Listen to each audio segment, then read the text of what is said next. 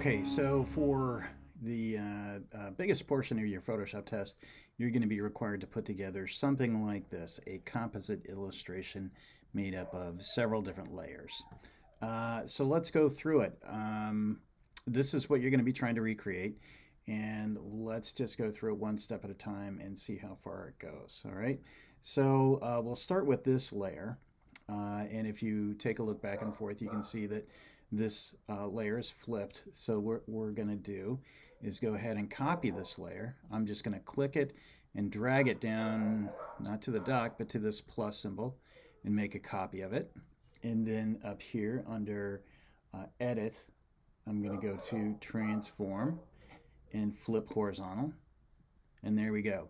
So you can see already off the bat we have our original image that's untouched, and we have a flipped version of it right up here. So if we needed to go all the way back to the beginning, we would have our original background layer to go to. All right. So the next thing we're going to do is we're going to add that picture of a climber. And we can either place it or copy and paste it. So I've got this open right now. So I'll do a select all, Command A, Command C to copy. And then we'll go back to here and we'll just do a Command V to paste it.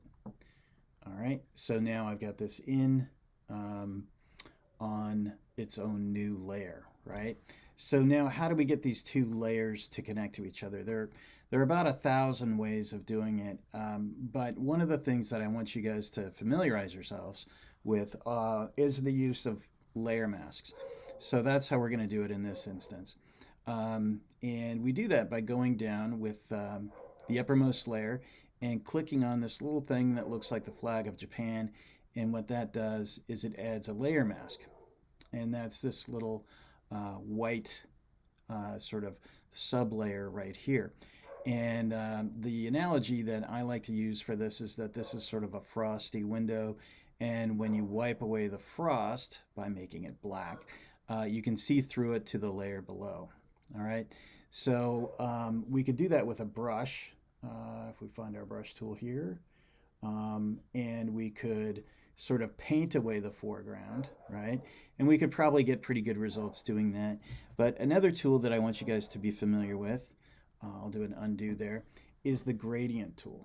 All right, so if we have black and white set up in our foreground and background, and then we go to our gradient tool, you can see up here that when we start drawing, it's going to start off white and it's going to end with black.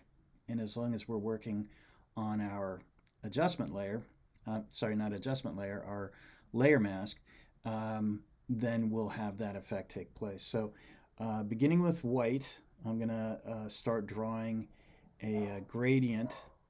And if I do a short gradient, I get a very abrupt blending between the layers, and you can see there's a very abrupt change between black and white on the layer mask. So I'll undo that, and if I were to do a really long line, I would get a really long blend between those layers, and that's actually pretty close to what we want.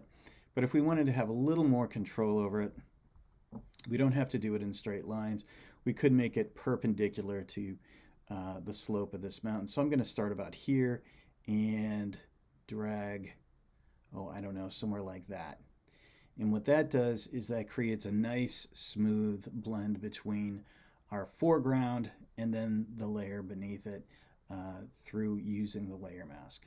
Okay, so that's pretty straightforward, and this is going to be something that I'm looking for in your test. So when I evaluate you, I'm going to be looking to see that you have used a layer mask to connect your two layers, and that you've got a nice smooth gradient that you've applied to it. Okay, so that's it for part one of this little sub-series, and next we'll go into a color adjustment layer. So stay tuned.